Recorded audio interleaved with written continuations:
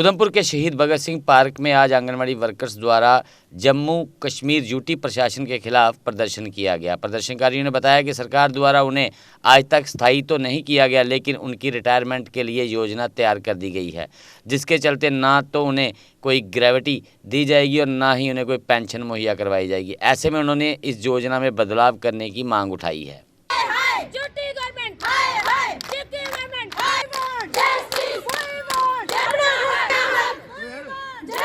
Sir, हम ICDS से anganwadi workers और हेल्पर्स आए हुए हैं। हमारी एक नई पॉलिसी निकाली गई है गवर्नर द्वारा, HRA पॉलिसी निकाली गई है। उसमें उन्होंने हेल्पर और वर्कर्स को 60+ रिटायरमेंट की पॉलिसी निकाली हुई है, लेकिन रिटायरमेंट नहीं है सर। रिटायरमेंट उनकी की जाती जो परमानेंट एम्प्लॉयड होते हैं, हम तो परमानेंट हैं ही नहीं। और उन्होंने जिन वर्करों और हेल्परों ने 40-40, 50-50 साल इस डिपार्टमेंट को दे दिए हैं सर, उन्होंने ऐसे ही निकाल दिया। कोई पैसा नहीं, कोई ग्रेजुटी नहीं, कोई पेंशन नहीं, कुछ नहीं। और इसलिए हम इस फैसले से नाराज़ हैं, इसलिए हम ये प्रोटेस्ट कर रहे हैं सर। मेरा नाम नीलम शर्मा है। मैं आंगनबाड़ी वर्कर और हेल्पर यूनियन उधमपुर डिस्ट्रिक्ट से हूँ।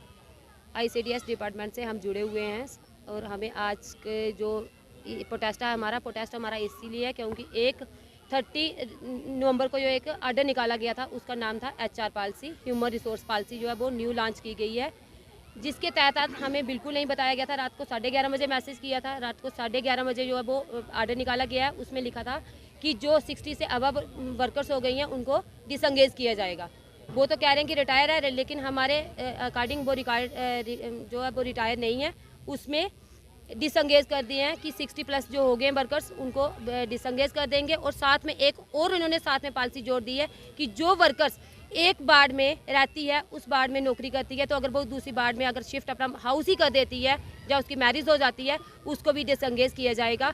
हम इस आर्डर के बिल्कुल खिलाफ हैं। हम मोदी सरकार से और यूटी सरकार से ये कहते हैं कि अगर आपने आर्डर निकाला ही था, थोड़ा वर्करों के हित में करना था, क्योंकि अगर 40-40 साल इन्होंने डिपार्टमेंट को दिए हैं, तो मुझे बताओ कि जब छोटी उम्र थी कमाने की या किसी और डिपार्टमेंट में जाने की, तब ये घर से पकड़ के वर्करों को लाते थे कि आप हमारे ये आंगनबाड़ी जो है वो स्टार्ट करवाएं। 1975 से जो हमारी जम्मू कश्मीर में लॉन्च हुई थी, तब से वर्कर्स जो थी कोई 8+ थी, कोई 10+ थी, कोई 12+ थी।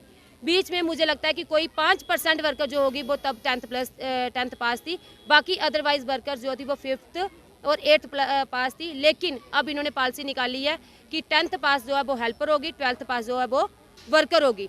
लेकिन हम उनसे पूछना चाहते हैं कि जो वर्कर अगर आपको 40 साल डिपार्टमेंट को दे चुकी है, तो अब वो खाली हाथ कैसे लौटेगी और अपना घर का गुजारा कैसे करेगी। कुछ वर्कर्स ऐसी हैं जो इसी के ऊपर डिपेंड हैं, उनका कोई भी आगे का जो है रिसोर्स ऑफ इनकम नहीं है। तो हम उनसे पूछना चाहते हैं कि अगर आपने ये पॉलिसी बनानी थी, पॉलिसी ऐसी बनाते कि जो इनके हित में होती।